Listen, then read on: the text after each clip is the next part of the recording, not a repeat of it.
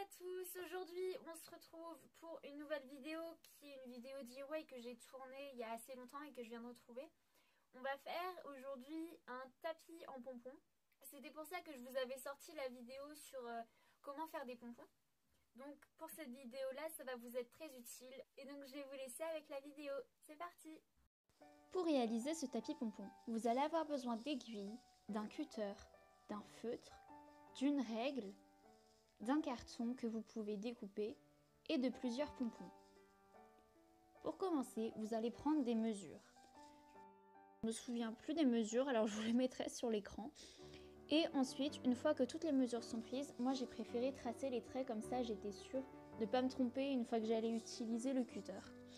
Et donc, une fois que tous les traits sont faits, je suis venue découper avec le cutter pour avoir un rectangle pour faire la forme de mon tapis.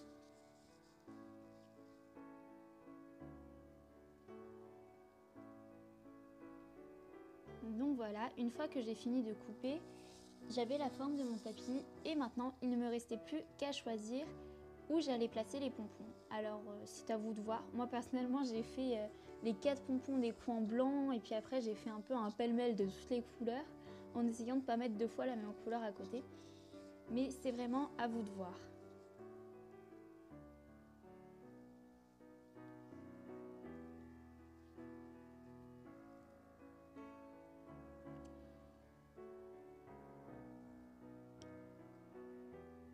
En passant, je suis vraiment désolée de la qualité de l'image. Je filmais avec une ancienne caméra et du coup, j'avais pas ma lumière non plus, donc c'était pas terrible niveau luminosité.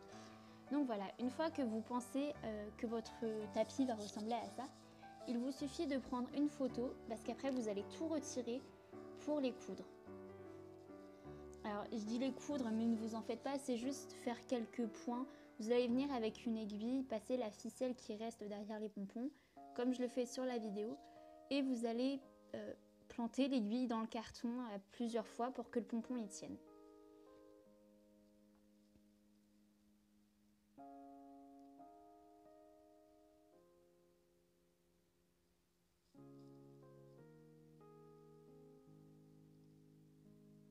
Donc voilà, n'oubliez pas de le faire avec les deux côtés des ficelles des pompons.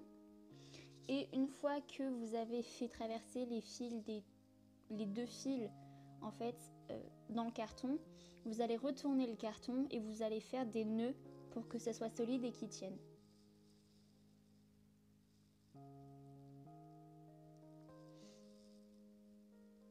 Et donc voilà, ensuite vous allez faire ça avec tous les autres pompons.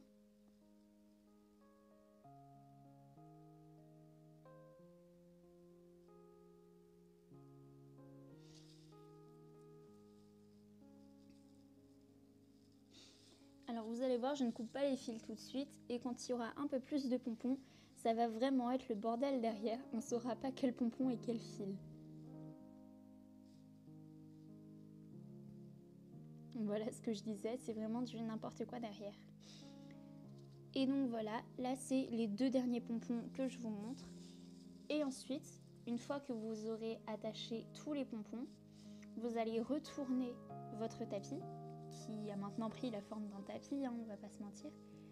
Et vous allez faire le tri dans les fils et donc du coup vous allez couper une grosse partie, mais laissez-en quand même un peu histoire de sécuriser après quand on va passer avec de la colle pour solidifier les nœuds.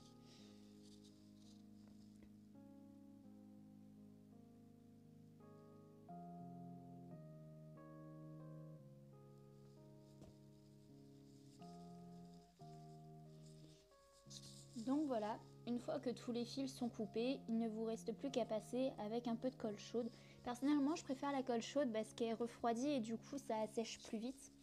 Et c'est aussi plus pratique, je crois, que les tubes de colle. Et donc, par contre, ce qui est un peu galère avec les pistolets à colle, surtout celui-là, c'est que je crois que c'est pas un vrai pistolet à colle. Vous avez trouvé ça bizarre, mais vous voyez les pistolets à colle que vous avez en cours d'art plastique quand vous êtes au collège. Bah, quand vous appuyez sur la gâchette, la colle elle sort. Et bah là c'est pas le cas. Quand vous appuyez sur la gâchette, ça prend le tube de colle qu'il y a derrière. Enfin voilà. Je croyais que j'avais acheté le meilleur pistolet à colle du monde et en fait non. Donc voilà, vous collez tous les petits bouts qui restent. Essayez d'en rater aucun parce que vraiment c'est ça qui va faire tenir vos pompons.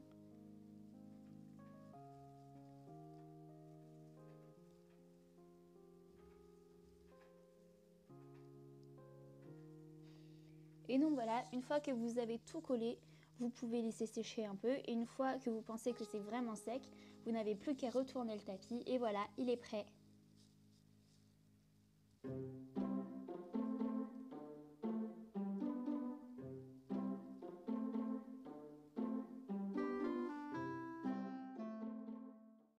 Voilà, la vidéo est finie. J'espère qu'elle vous a plu. Si c'est le cas, n'hésitez pas à liker. N'hésitez pas à vous abonner en cliquant sur le petit bouton s'abonner qui est juste là en dessous, là, autour de là. Et moi, je vous dis, rendez-vous à la prochaine vidéo. Bye!